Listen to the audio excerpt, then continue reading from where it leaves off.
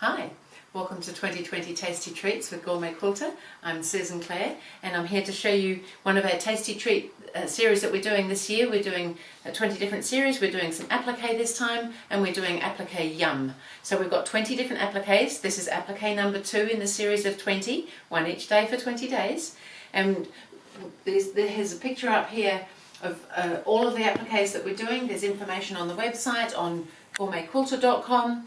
There's a pattern to purchase if you're interested, and the pattern is going to look a little bit like this if you download and print it. It's going to have all the shapes ready for you to trace for each particular applique. So I've already gone ahead, I've traced, I've cut out everything. I'm using a paperback fusible web behind my shapes. It just makes it a whole lot simpler so that we can just fuse things on. So I've already just started positioning. This is my very delicious looking, looks like a nice rich sort of chocolate cake of some sort, and it's sitting on a nice green plate. So the pieces are numbered on the pattern so that if they go underneath something else there'll be a lower number.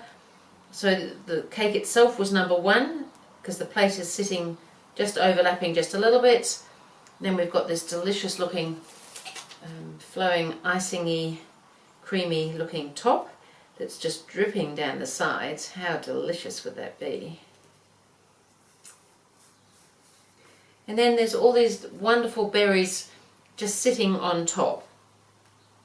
Just, I guess we're going to give it a little healthy little treat with having a few little bits of fruit on there.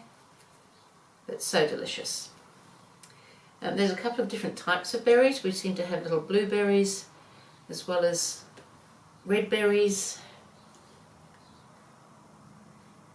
And they can just sit, they can overlap one another because that's how they'd be if they were actually sitting on some sort of a cake like that. We seem to have everything slightly to one side, so I'm just going to move them over a touch. Don't want them sliding off.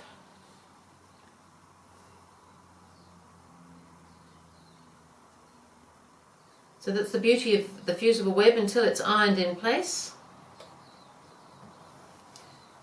you can keep moving things around. So I'm actually using steamer seam, which has got a little bit of a sticky background, so it'll just sit there where you put it until you move it, but it does still need to be ironed. I'm just going to iron all those. I'm going to be free motion stitching. Because I'm free motioning, I need to have some sort of a stabilizer behind to stop it all scrunching up, and I'm just using a lightweight cotton batting and stitching through that. So it is pretty much quilted as I go as well, but it's only a thin batting.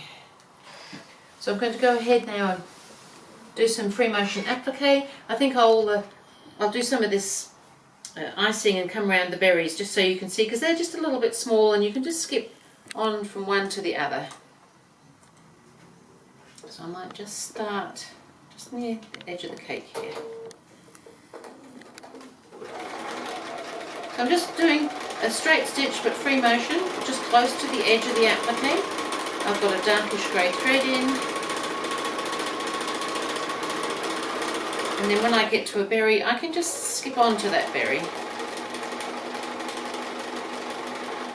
And it's fine to skip on to the next one and go all the way around and a little bit beyond again so that I can come back and finish that berry.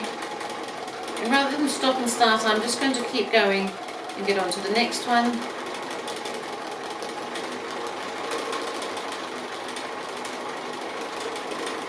Back up.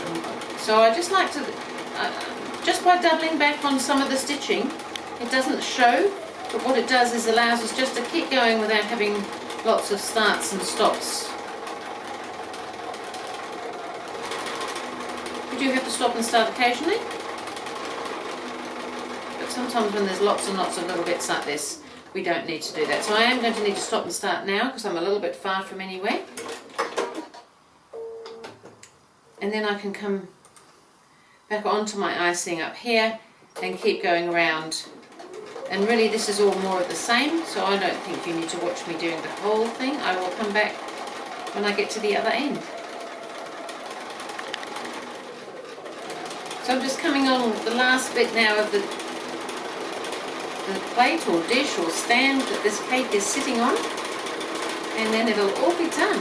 They don't take very long, these little appliques, they're kind of fun. I just do a couple of stitches on top to end off, to lock off, and then I can snip my threads and give it a quick press, and that's Applique Yum number 2.